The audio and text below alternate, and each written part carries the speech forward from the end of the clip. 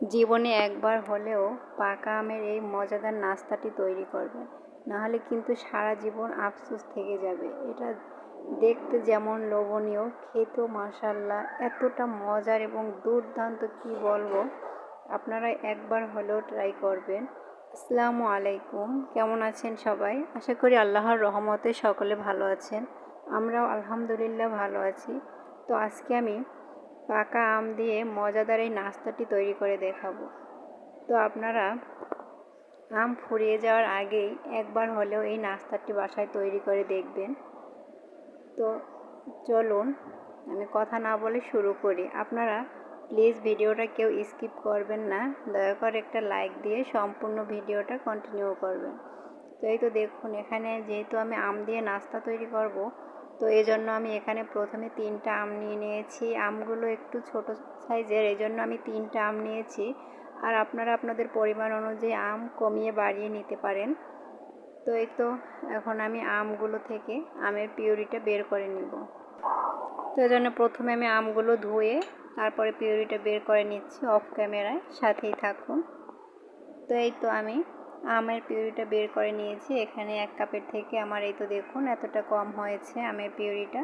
আর আমি কিন্তু এটা ছেঁকে নিইনি, সরাসরি আমের পিউরিটা বের করে নিয়েছি। এটা যেহেতু রূপালি আম, এটাই কিন্তু তেমন আঁশ থাকে না। তারপরে একটা প্যান বসিয়ে প্যানে আমি 1/2 কাপ পানি দিয়ে দিয়েছি স্বাদ মতো লবণ। তো 1/2 কাপ পানি, আর এই তো পানিটা একটু ফুটে আসলে আমি আমের পিউরিটা দিয়ে দিলাম। এখানে আমি 1 কাপ আমের জন্য 1/2 কাপ পানি দিয়ে দিয়েছি। আপনারা যদি কম বেশি তৈরি করেন সেক্ষেত্রে আপনারা পরিমাণটাও, পানি এবং আমের পরিমাণটাও কমিয়ে বাড়িয়ে দিতে পারেন। তো তারপর আমটা ফুটে আসলে আমি এর ভিতরে দিয়ে দিচ্ছি 1 কাপ পরিমাণে আটা। আপনারা চাইলে এখানে ময়দা দিয়েও তৈরি করে নিতে পারেন। তো আমি এখানে আটাটাই ব্যবহার করছি। তো তারপর এটাকে আমি ঠান্ডা করে অফ ক্যামেরা এটাকে ভালো করে মথে নিয়েছি। দেখতেই পেলেন ওটা কিন্তু সিদ্ধ করতে খুব বেশি একটা সময় লাগে না। পানিটা যখন ফুটে আসছে তখনই দিয়ে তারপরে একটু নেড়ে চেড়ে নিলেই কিন্তু ওটা খুব ভালোভাবে সিদ্ধ হয়ে যাবে। তারপরে এই তো অফ ক্যামেরায় মথে নিয়েছি। আর এটা মথতে বেশি একটা সময় লাগে না, আর পানিও দেইনি, শুধু হালকা হাতে ওটাকে মথে নিলেই হয়ে যাবে। তারপরে এই তো আমি ছোট করে একটু লেচি কেটে নিয়েছি। নিয়ে একটা ফিরের উপরে যে দিয়ে এরকম করে একটু হাত দিয়ে একটু প্রেস করে নিলেই কিন্তু হয়ে যাচ্ছে। এটা কিন্তু খুবই সহজ। তবে আমি কিন্তু এই ডিজাইনটাকে এইভাবে করে প্রথমেই তৈরি করে নিচ্ছি। আপনারা যারা পারেন তারা কিন্তু এটা খুবই সহজ, হয়তো আমার থেকে আরও সুন্দর করে তৈরি করে নিতে পারবেন। এটা এই তো দেখুন, চাইলে কিন্তু আপনারা 2 হাতের তালু দিয়েও কিন্তু এটাকে করে নিতে পারেন, তবে আমার কাছে এটাকেই বেটার মনে হচ্ছে। তো এই জন্য আমি একটা ফিরি নিয়ে এই যে 1 হাত দিয়ে হাতের কোনা দিয়ে একটু ঘষে নিলেই কিন্তু এটা হয়ে যায়। এটা আসলে বলে বোঝানোর কিছু নেই, এটা দেখে করে নিতে হবে। তো এই তো দেখুন, এটা কিন্তু খুবই সহজ এবং খুবই দ্রুত হয়ে যাচ্ছে। এটা তৈরি করা কিন্তু খুব একটা ঝামেলা নয়। তো আমি 4টা তৈরি করে দেখিয়ে দিয়েছি। আর এই তো দেখুন আমি কিন্তু সবগুলো তৈরি করে নিয়েছি। আমার 1 কাপ আটায় এই যে এতগুলো নাস্তা তৈরি হয়েছে। তো দেখুন সবগুলো তৈরি করে নিয়েছি, দেখতে কতটা সুন্দর লাগছে। আর এগুলো একটু ছোট ছোট তৈরি করার চেষ্টা করবেন, তাহলে কিন্তু এটা দেখতে খুবই লোভনীয় এবং সুন্দর হয়, আর খেতেও ভালো লাগে। এটা বড় বড় থেকে ছোট ছোটই ভালো হয়। তো এই তো দেখুন, যেহেতু ছোট ছোট করে তৈরি করে নিয়েছি তাই কিন্তু অনেকগুলো নাস্তা হয়েছে। তো এই তো এবার কিন্তু আমি এগুলো ভেজে নেব। তো তার আগে আমি এর জন্য একটা শিরা তৈরি করে নিব। তো এগুলোকে আমি সাইডে রেখে দিচ্ছি কিছুক্ষণ, তারপরে আমি প্রথমে একটা শিরা তৈরি করে নিচ্ছি। শিরার জন্য একটা প্যান বসিয়ে আমি প্রথমে দিয়ে দিলাম 1/2 কাপ পানি এবং দিয়ে দেব 1 কাপ চিনি। তো 1/2 কাপ পানি আর 1 কাপ চিনি দিয়ে আমি একটা শিরা তৈরি করে নিব। তো আপনারা চাইলে কিন্তু এখানে যদি বেশি হয় তার সেক্ষেত্রে কিন্তু চিনির পরিমাণটা 1.5 কাপ দিলে আপনারা 1 কাপ পানি দিবেন। তো এরকম করে পানি আর চিনিটা পরিমাণটা কমিয়ে বাড়িয়ে নেবেন। তো তারপর আমি এখানে দিয়ে দিয়েছি 2টো সাদা এলাচ। তো দিয়ে এটাকে আমি 1 থেকে 2টা যখন বলক চলে আসবে, এটা বেশি জাল করে নেওয়ার দরকার নেই। তো 2বার ফুটে আসলেই কিন্তু এটা নামিয়ে নিলে হয়ে যাবে। কিন্তু পরে আমি আবার একটু জাল করে নিব। তো এজন্য আমি 2টা বলক আসলেই কিন্তু নেড়ে চেড়ে আমি এটাকে নামিয়ে নিব। তো শিরাটা আমার তৈরি হয়ে গেছে, শিরাটা আমি নামিয়ে রেখে দিচ্ছি সাইডে। আর চুলায় আমি আর একটা প্যান বসিয়ে দিয়েছি এবং প্যানে আমি দিয়ে দেবো পরিমাণ মতো সয়াবিন তেল। এটা কিন্তু সরিষার তেল দিয়ে করতে যাবেন না, তাহলে কিন্তু এটা খেতে ভালো লাগবে না, সরিষার তেলের স্মেল আসবে। তো এক্ষেত্রে নাস্তাগুলো ভেজে নেওয়ার সময় কিন্তু সয়াবিন তেলটাই ব্যবহার করতে হবে। তো এই তো আমি পরিমাণ মতো তেল দিয়ে দিয়েছি। আর এটা একেবারে ডুবো ডুবো করে তেল দেওয়ার কোনো প্রয়োজন নেই।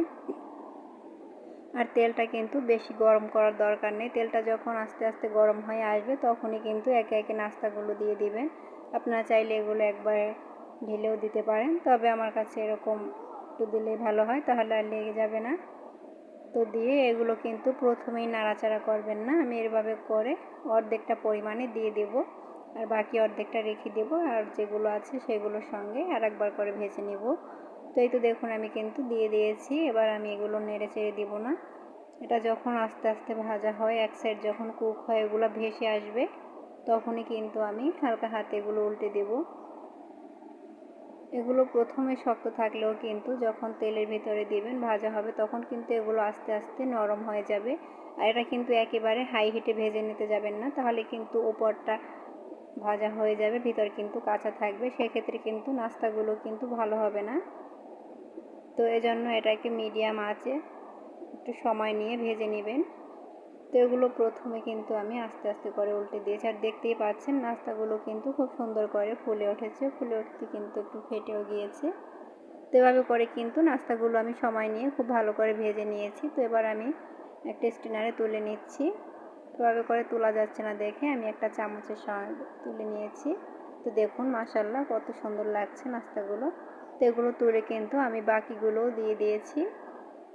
এবার আমি বাকি পিঠাগুলো এভাবে করে ভেজে নেব। তো এই তো এগুলো তুলে কিন্তু আমি সরাসরি সেই যে শিরাটা তৈরি করে রেখেছিলাম ওই শিরার ভিতরেই দিয়ে দিলাম। তো এগুলো শিরার ভিতরে দিয়ে আমি বাকি নাস্তাগুলো এভাবে করে ভেজে নেব উল্টে পাল্টে। তো প্রথমে বলে দিয়েছি কিন্তু প্রথমে এগুলো উল্টাতে যাবেন না, তাহলে কিন্তু ভেঙে যাবে। এটা যখন আস্তে এক সাইড কুক হয় দেখবেন এগুলো উপরের দিকে ভেসে আসছে, তখনই কিন্তু এভাবে করে একটু হালকা হাতে নেড়ে চেড়ে উল্টে পাল্টে দিতে হবে। তো উল্টে পাল্টে দিয়ে কিন্তু খুব সুন্দর করে এগুলো ভেজে কিন্তু সরাসরি শিরার ভিতরে দিয়ে দিবেন। আর প্লিজ কেউ ভিডিওটা স্কিপ করবেন না। জানি না এখনও পর্যন্ত কেউ আমার সঙ্গে আছেন কি না। তো যদি থাকেন অবশ্যই একটা লাইক দিয়ে দিবেন। আর এই আমের সিজনে এখনও যেহেতু আম আছে, এখনও কিন্তু প্রচুর পরিমাণে পাকা আম পাওয়া যায়। তো সেই ক্ষেত্রে আপনারা কিন্তু আম নিয়ে, এটা কিন্তু বেশি আমের প্রয়োজন হবে না, আপনারা যেমন চান একটা থেকে দুটো আম হলেই কিন্তু হয়ে যায় এই নাস্তাটা। তো এই তো তারপরে আমি এই পিঠাগুলো কিন্তু ভেজে তুলে নিয়েছি, দেখুন কত সুন্দর হয়েছে। তো এবার এগুলো আমি শিরার ভিতরে দিয়ে দেব। আর শিরাটা যেহেতু ঠান্ডা হয়ে গিয়েছিল তাই আমি শিরার ভিতরে দিয়ে কিন্তু আবার একটা বলক তুলে নিয়েছি। বেশিক্ষণ জাল করার দরকার নেই, শুধু একটা বলক আসা পর্যন্ত অপেক্ষা করতে হবে। তারপর আমি কিছুক্ষণের জন্য রেখে দিয়েছিলাম, দেখুন শিরাটা একেবারে শুষে নিয়েছি। আর এই তো আমি সার্ভ করে নিয়েছি, দেখুন মাশাআল্লাহ কতটা লোভনীয় লাগছে, আমার তো দেখেই চোখ জুড়িয়ে যাচ্ছে। আর এটা কিন্তু 1 ঘন্টা বা সারা রাত শিরার ভিতরে ডুবিয়ে রাখার কোনো প্রয়োজন নাই। এটা 5 মিনিট শিরার ভিতরে রেখে দিলেই হয়ে যাবে। শিরাটা একটু বলক তুলে নিলেই তারপরে 5 মিনিট, মাত্র 5 মিনিট রেখে দিলেই শিরাটা শুষে নেবে। আর এই তো দেখুন সঙ্গে সঙ্গে কিন্তু সার্ভ করে নেওয়া যাবে। আর এটা এতটা লোভনীয় লাগছে দেখুন মাশাআল্লাহ, এটা খেতে যে কী যে মজার, আপনারা তৈরি না করলে বুঝতেই পারবেন না। আর এটা খেতে কিন্তু একেবারে গোলাপ জামুন মিষ্টির মতোই লাগে, আপনারা একবার তৈরি করে দেখতে পারেন। আমার হাজব্যান্ড তো বলছিল যে এগুলো কী দিয়ে বানিয়েছো, এতটা মজার মনে হচ্ছে যেন মিষ্টিই খাচ্ছি, একেবারে মিষ্টির মতো লাগছে। আমার মেয়েও বলছে, ছোট মেয়ে, যে আম্মু কী বানিয়েছো এত মিষ্টি, শুধু মিষ্টি মিষ্টি মনে হচ্ছে, মিষ্টির মতো লাগছে। আসলে সত্যি এতটা মজার হয়েছে আমি কিন্তু বুঝতেই পারিনি, যে ফার্স্ট টাইম আমি অল্প করে বানিয়েছি, যে দেখি আম দিয়ে কী বানানো যায়, হঠাৎ করে নাস্তাটা বানিয়ে নিলাম। তো যা এতটা মজার হবে আসলে প্রথমে ভাবতে পারি নাই। তো যাই হোক মাশাআল্লাহ সত্যি খুবই মজার হয়েছিল। তো আপনারা অবশ্যই একবার ট্রাই করবেন, আর আমার ভিডিওটা কেমন লাগলো কমেন্ট বক্সে জানিয়ে দেবেন। আর জীবনে একবার হলেও এই নাস্তাটি কিন্তু বানাবেন, অবশ্যই বানাতে ভুলবেন না। তো সবাই ভালো থাকবেন, সুস্থ থাকবেন, দেখা হবে অন্য কোনো ভিডিওতে। আল্লাহ হাফেজ, আসসালামু আলাইকুম।